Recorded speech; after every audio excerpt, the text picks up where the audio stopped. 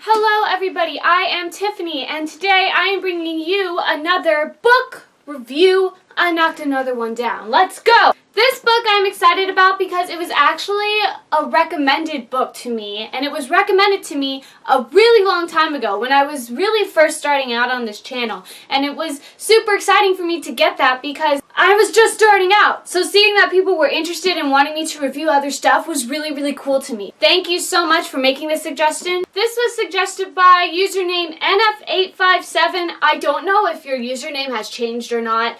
Yo no sé. But thank you so much for giving me that suggestion. It was one of my very first ones, and I did remember it, and I wrote it down, and I got the book, and I did a book haul on it so you could see that I did get it, and it took me forever to read it, but I finally got to it. I just have a certain order I like to do things in order to keep on top of the content that I want to review, so sometimes it takes me a really long time to get to your suggestions, but it doesn't mean that I discounted them or consider them not worthy of being reviewed. It just takes me a while to get to them. The book I am reviewing today is actually a mystery book, which is one I don't think I've really reviewed on here before. I love mystery. It is one of my favorite genres. I don't get to read it as much as I'd like. My very first books that I really got into were Nancy Drew. The book I'm reviewing today is With Malice by Eileen Cook.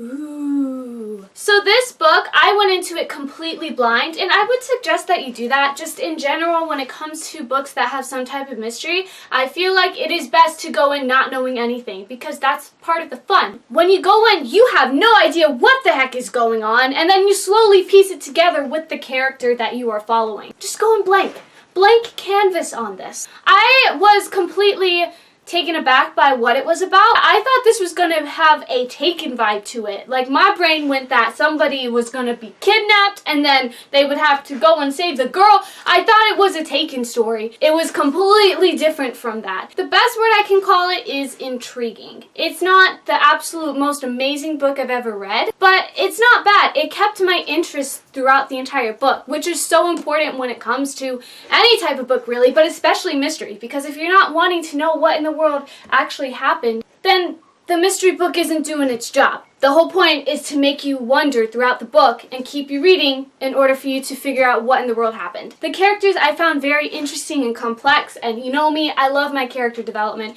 so having that aspect to it as well was great. But it didn't completely blow me away either. For those of you who want statistics, this book does have a 3.53 out of 5 stars on Goodreads, which I know some of you are like, whoa, what the heck? Nah! I personally don't think it deserves that low. I think it deserves a little bit higher. I do think like 3.7, 3.8 is more accurate, and those books tend to be fun. I'm a big believer in don't always listen to the reviewer, even though I am a reviewer. I think I've said this in almost any video I've done, that even if I don't personally like the content, to go out there and form your own opinion on it. Because just because one person doesn't like it doesn't mean that you're also not going to like it. You could end up loving it and it'd be your favorite thing ever. So don't ever just go off of one sole review to decide whether to see a movie or read a book. Go out and just try it yourself. For those of you who want a synopsis, this follows the character Jill, and she ends up waking up in a hospital not really sure what the heck is going on, and she ends up finding out that something very terrible happened on her trip to Europe,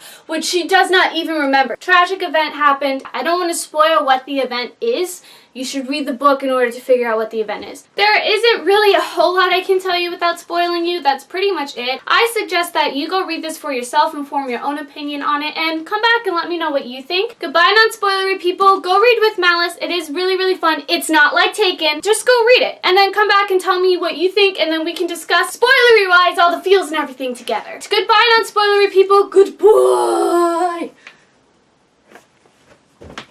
I don't know why I did that, I just felt like doing that. Like I said, I went in completely blind, so I was just as confused as Jill when we opened up in this. You're introduced to her, and you feel bad for this girl because you don't know exactly what happened, and you can see she's struggling to figure it out. And of course, the big tragic event is that her friend Simone, her best friend, died in a car accident, and you end up finding out that Jill was the one driving the car. It wasn't completely shocking for me. Like, I could figure it out pretty easily. Even at the beginning when she's asking where's Simone, I kind of figured that Simone probably died in this car crash they were talking about earlier or 5 seconds ago. But I still just really liked the setup, and you were really inside Jill's head, so you felt her confusion and her panic that she's the one driving the car, and then her best friend is the one that dies and she survives, and she doesn't know exactly how the crash happened. And then on top of that, which comes in the media, the Italian police are claiming it as murder. And so then throughout the entire book, you're wondering whether she did it or not. Again, you're in Jill's head, so you are rooting for Jill to not be the culprit.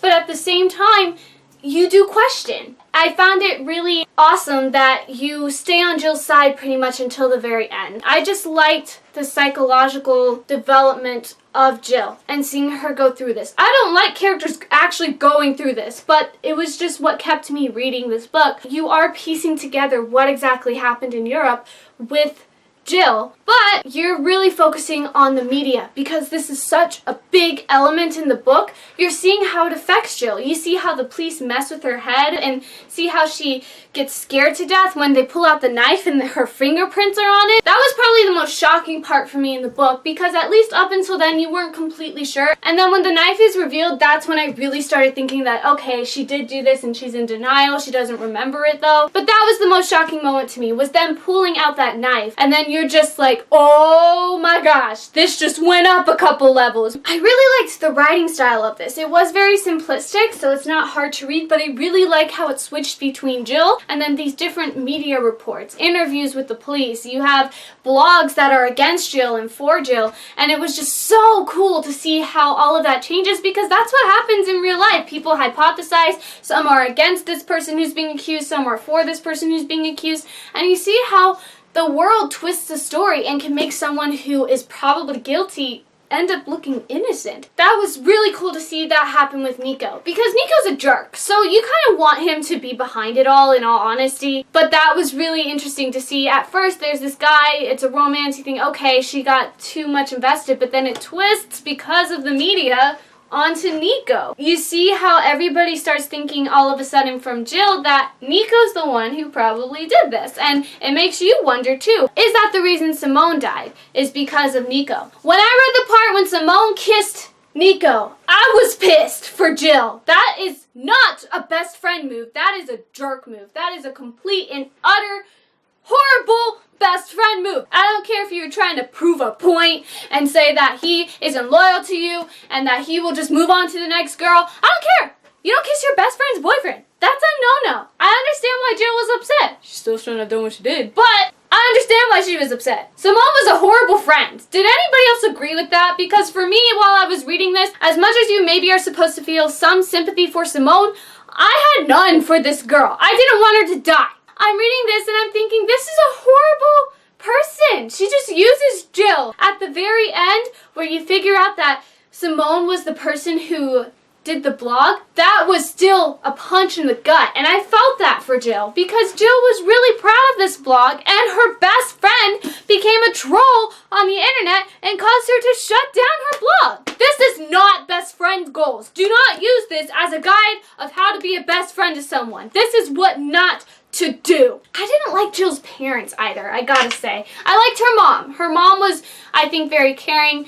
and really did try to help Jill in any way she could. The only other person I really liked was Anna. I thought Anna was awesome. And the fact that she really did help Jill, and at the end when Jill probably did it, she still had her back. I thought that was really, really cool. But Jill was awful to her too. And I'm just like, girl, don't burn your last bridge. Are you that stupid?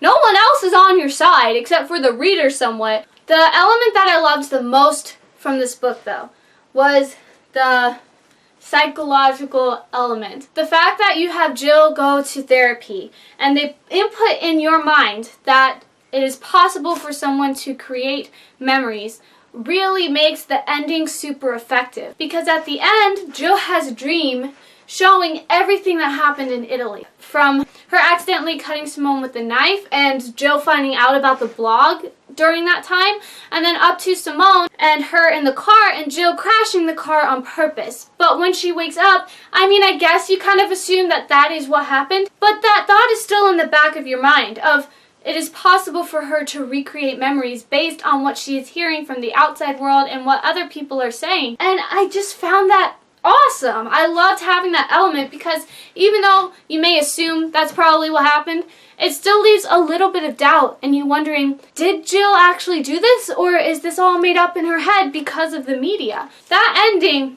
was super dark and twisted for me. Jill just becomes sinister because she gets acquitted. She isn't accused of murder anymore. And she talks about how she's taking from Simone, or she learned more from Simone than she realized with putting on the show and acting so grateful and everything and realizing how much Simone loved the spotlight. That was a twisted ending for me. I was like, Jill, you need to chill. I just love that this book focuses so much on how the media does affect everything. I know I've said it probably 1,000 times already, but it's just cool. When you see these giant cases get put on TV, you see how much the media affects the case. Do they paint them in the good light or do they paint them in the bad light? And I think that was just really, really a good aspect to have in there, because you look at someone like Simone in the book that is actually not that good of a person. Let's be honest. She was popular. She was a complete jerk to her best friend, and she was an attention hogger. But the media really transformed her into this perfect angel when she wasn't. Where Jill,